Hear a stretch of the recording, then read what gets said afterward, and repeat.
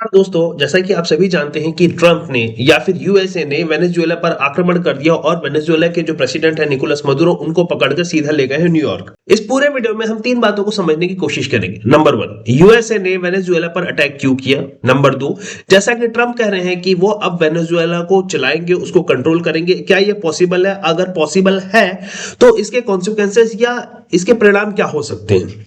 तीसरा, भारत पर इसका क्या प्रभाव होगा या भारत ने किस प्रकार का स्टैंड लिया है।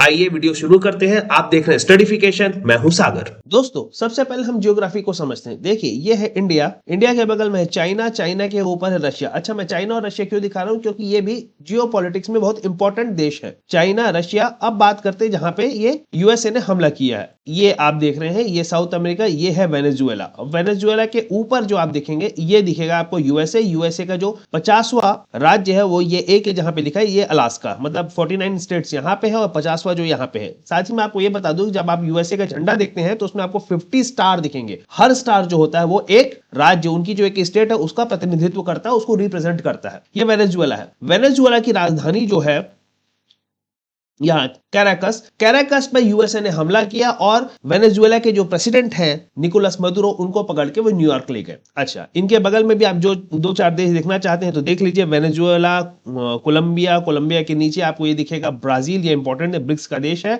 और आप ये जो साउथ अमेरिका है इसको देख लीजिए, ये अर्जेंटीना है, यहाँ पे चिली है, ठीक है। आप इसको ध्यान से देख सकते हैं। दोस्तों, हमने ये देखा है कि डोनाल्ड ट्रंप का जो दूसरा कार्यकाल है उसमें यूएसए की आर्मी काफी अग्रेसिव हो गई है, काफी एडवेंचर करना चाह रही है, ये मान के चलिए आप। उदाहरण के लिए, सबसे पहले उन्होंने डिफेंस मिनिस्ट्री का नाम बदल के, रक्षा मंत्रालय जो था उसको बदल के उन्होंने युद्ध मंत्रालय, ठीक है, वॉर मिनिस्ट्री रख ली, मिनिस्ट्री ऑफ वॉर कर लिया। इसके बाद हम देखते हैं कि ट्रंप जो कि पर्सनली काफी यूएसए का जो इराक इन्वेजन था उस पर काफी क्रिटिक रहे थे, उसके काफी आलोचक रहे थे। लेकिन उसके बाद उन्होंने क्या क्या किया, उन्होंने यूएसए ने काफी हमला किया। यूएसए ने सीरिया पर हमला किया, नाइजीरिया पे बॉम्बिंग की, ईरान के जो न्यूक्लियर साइट उस पर बॉम्बिंग की। उसके बाद उन्होंने जो कैरिबियन सी में जो ड्रग ट्रैफिकिंग जो बोट्स थी उस पर हमला की। उसके बाद उन्होंने यमन पे हूती रिबेल्स पे हमला किया, सोमालिया पे हमला किया और यहां तक कि इराक में भी कुछ मिलिटेंट्स पे हमला किया। मतलब यूएस आर्मी डोनाल्ड ट्रंप के जो सेकंड वर्जन है, डोनाल्ड ट्रंप का जो सेकंड ऑफिस है, उसमें काफी मिलिट्री एडवेंचर करते हुए हमको नजर आई है। दोस्तों, ये हम समझने की कोशिश करते हैं कि यूएस ने अचानक से वेनेजुएला पे हमला क्यों किया। तो इसके लिए सबसे पहले हम ये समझना पड़ेगा कि जो डोनाल्ड ट्रंप है अब वो मुनरो डॉक्ट्रिन की तरफ थोड़ा थोड़ा जा रहे हैं। मुनरो डॉक्ट्रिन का मतलब क्या है? मुनरो डॉक्ट्रिन जो है जेम्स मुनरो ने दिया था 1823 में। ये कौन है? ये यूएसए के एक फॉर्मर प्रेसिडेंट रह चुके हैं।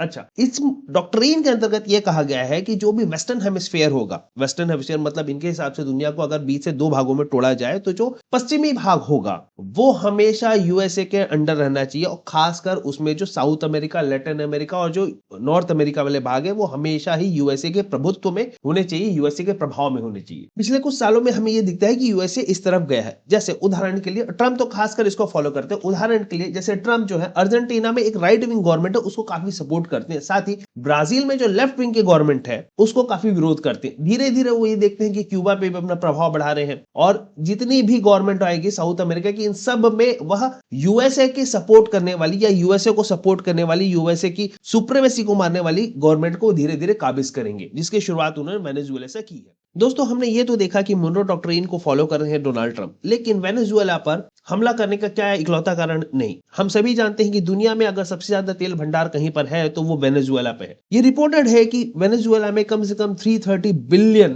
बैरल्स हैं ऑयल के, क्रूड ऑयल के, ठीक है। और उत्पादन कितना करता है वो? तो दिन के मान के चलिए 1 मिलियन। कहने का ये मतलब है कि पूरी दुनिया में जितने भी भंडार है तेल के, उनका लगभग 5वां हिस्सा, मतलब 20% जो तेल के भंडार है वो है वेनेजुएला में। लेकिन उत्पादन में उसकी जो योगदान है, उत्पादन में जो उसका योगदान है वो केवल 0.8% का है। तो हम सभी को पता है जहां जहां तेल होता है यूएसए की नजर उस पर गड़ी होती है, ठीक है। तो सिंपल सा बात है कि वेनेजुएला के जो तेल के भंडार है उसके लिए डोनाल्ड ट्रंप काफी इंटरेस्टेड होंगे, उनके आंख में सीधा सीधा पैसा दिख रहा होगा। लेकिन इसके अलावा भी और बहुत सारे कारण हो सकते हैं। जैसे जब डोनाल्ड ट्रंप आए थे सरकार में तो उन्होंने क्या किया था? उन्होंने ये कहा था कि हम फिर से मेक अमेरिका ग्रेट अगेन बनाएंगे, जो उनकी मागा पॉलिसीज थी वो बनाई थी। लेकिन मागा पॉलिसीज का उतना कोई असर दिखता नहीं है। दूसरा, उन्होंने ये कहा था कि जो फॉरएवर वॉर से मैं उसको खत्म करूंगा। तो फॉरएवर वॉर्स का मतलब क्या था? फॉरएवर वॉर्स का मतलब था कि यूक्रेन और रशिया के जो युद्ध चल रहे हैं उनको मैं खत्म करूंगा। लेकिन उनके आने के लगभग 1-1.5 साल हो गया है, उसके बावजूद भी जो यूक्रेन और रशिया वॉर है वो थमती हुई नजर बिल्कुल भी नहीं आ रही है। अलास्का में जो समिट हुआ था, किसका अलास्का में जो समिट हुआ था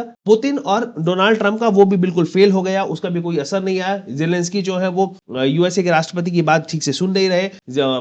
रशिया और यूक्रेन एक दूसरे पे काफी घातक हमला कर रहे हैं। तो ये तो दिखता हुआ नहीं नजर आ रहा है कि यूक्रेन और रशिया का हमला थमेगा। इससे जो ट्रंप की जो छवि थी वो काफी धूमिल हुई दिखती है। साथ ही एक जेफरी एप्स्टीन की जो फाइल आई है उसके कारण भी काफी उनका नाम जो है विवादों में पड़ गया। तो काफी जो ट्रंप के आलोचक है वो ये कहते हैं कि ये जो मागा पुशबैक हुआ है, मेक अमेरिका ग्रेट अगेन, उसमें जो उनको पुशबैक मिला है, साथ ही जो जेफरी एप्स्टीन की फाइल आई है इनमें उनका नाम है और काफी और भी बड़े लोगों के नाम है, उन सब से ध्यान हटाने के लिए डोनाल्ड ट्रंप का ये मास्टर स्ट्रोक है कि वो वेनेजुएला पर अटैक करते ताकि सारी दुनिया और जितने भी यूएसए के लोग हैं उनका सारा ध्यान चला जाए इसकी तरफ। वेनेजुएला पर यूएसए के हमला का एक और कारण हो सकता है जो कि सीधा सीधा सबको समझ में आता है कि वेनेजुएला जो है रशिया और चाइना के थोड़े करीब जा रहा था। तो यूएसए बिल्कुल नहीं चाहता था कि साउथ अमेरिका में या फिर यूएसए के इतने करीब कोई ऐसा पावर रहे, कोई ऐसी सत्ता रहे, कोई ऐसा पावर रहे जो चाइना को सपोर्ट करती हो, रशिया को सपोर्ट करती हो, या इनडायरेक्टली चाइना और रशिया यूएसए के करीब इतने आ सके। दोस्तों अब आता है सेकंड पार्ट, जिसमें हम ये समझते हैं कि ट्रंप ने ये बोला कि हम जरूरत पड़ी तो ट्रंप ने ये कहा कि जरूरत पड़ी तो हम वेनेजुएला को कंट्रोल करेंगे, अपने सैनिक भेजेंगे और जब तक कोई स्मूथ ट्रांजिशन नहीं होता हम देश को चलाएंगे, वेनेजुएला को चलाएंगे। तो क्या ये पॉसिबल है? और अगर पॉसिबल है तो इसके रिजल्ट क्या हो सकते हैं? इस भाग में हम इस चीज को डिस्कस करते हैं। दोस्तों डोनाल्ड ट्रंप ने कहा कि कुछ दिनों तक यूएसए जो है वेनेजुएला को कंट्रोल करेगा, वेनेजुएला को चलाएगा, ठीक है, we will run the nation, उन्होंने ये कहा। लेकिन क्या इतना आसान है? क्यों? क्योंकि ये जो महिला स्क्रीन पर आपको नजर आ रही है इनका नाम है डेल्सी रोड्रिगेज। ये वर्तमान में अंतरिम प्रेसिडेंट है वेनेजुएला की और ये काफी दर्द के साथ शपथ ली इन्होंने, ऐसा कहा और ये कहा कि अभी भी जो राइटफुल लीडर वो केवल एक है, निकोलस मदुरो। मतलब ये कि वेनेजुएला में काफी एंटी अमेरिका सेंटिमेंट है। दूसरी बात, अभी वेनेजुएला में ग्राउंड पर कोई यूएस की कोई आर्मी नहीं है, कोई सेना नहीं है। तो यहां से सिंपल सी बातें हैं, जब तक यूएस की आर्मी वेनेजुएला पे नहीं होगी या फिर वेनेजुएला के लोगों का साथ नहीं मिलेगा तब तक यूएस की कंपनियां कंट्रोल नहीं कर सकती वेनेजुएला के क्रूड ऑयल के भंडार को। इसलिए दो कंडीशन होने चाहिए, या तो वेनेजुएला के लोग यूएस का साथ दे या फिर यूएसए की आर्मी वेनेजुएला में हो। अगर मान लीजिए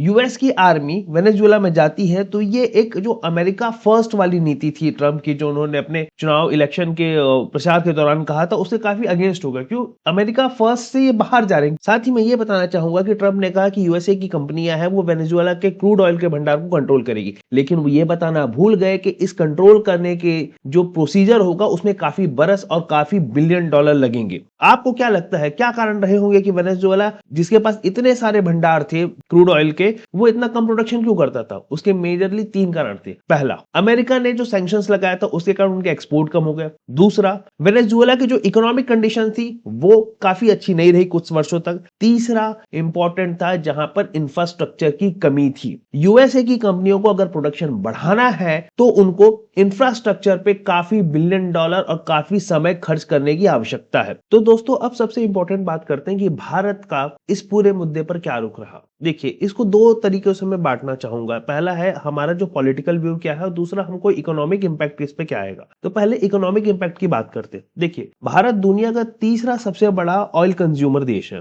भारत अपने जितनी भारत को जरूरत होता है उसका लगभग 88% इंपोर्ट करता है। अगर वेनेजुएला पर यूएसए की कंपनियां कंट्रोल करती हैं तो वो प्रोडक्शन को बढ़ाएंगी, जिससे सप्लाई ज्यादा होगा और तेल के जो दाम है वो कम होंगे, इससे भारत को फायदा होगा। लेकिन 2019 के बाद से हार्डली भारत की कोई कंपनियां वेनेजुएला के तेल को खरीदती थी क्योंकि यूएसए ने सैंक्शंस लगा दिए। लेकिन मान लीजिए अगर यूएसए अलाउ करता है, सैंक्शंस हटा लेता है, तब ओएनजीसी विदेश के लिए काफी अच्छी अपॉर्चुनिटी होगी कि वो वापस से वेनेजुएला में कुछ एक्सप्लोर कर सके। इसके अलावा अगर प्राइवेट सेक्टर की बात करूं तो RIL जो रिलायंस इंडस्ट्री है वो थोड़ा बहुत वेनेजुएला से ऑयल खरीदती थी 2019 के पहले, वह भी चालू कर सकती है अगर ये सब कुछ सॉर्ट आउट हो जाता है तो। दूसरा मैं यहाँ पे बात करना चाहूंगा भारत के पॉलिटिकल स्टैंड के बारे में। देखिए, भारत ने काफी मिला जुला मध्यस्थता वाला यहाँ पे स्टैंड लिया। देखिए, भारत सरकार की जो मैं प्रेस रिलीफ है वो दिखाना चाहता हूँ। वहां पे ये लिखा है, recent development in Venezuela are a matter of deep concern. We are closely monitoring the evolving situation. Second, India reaffirmed its support to the well-being and the society of the people of Venezuela.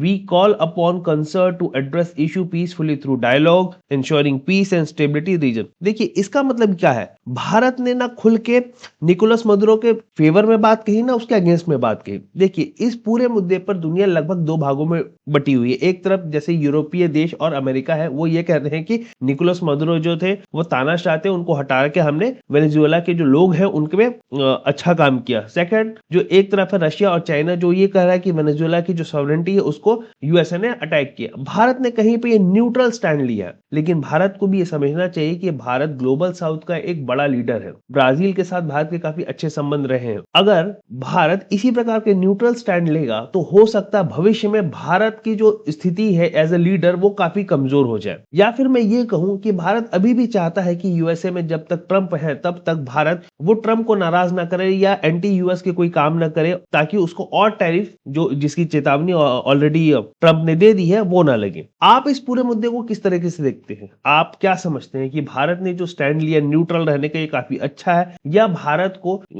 ये कहना चाहिए था कि illegal बात है, USA ने जो किया वो वेनेजुएला की सॉवरेनिटी को के अगेंस्ट है? या फिर आप जैसे यूरोप के देश बोल रहे हैं, जैसे यूके बोल रहा है कि नहीं हम सपोर्ट करते हैं यूएस, तो वैसा कोई स्टैंड लेना चाहिए था? आप अपने थॉट कमेंट सेक्शन में जरूर बताएं। आपको ये वीडियो कैसा लगा जरूर बताइए। चैनल को लाइक शेयर सब्सक्राइब करिए। आप देख रहे हैं स्टडीफिकेशन, मैं हूं सागर।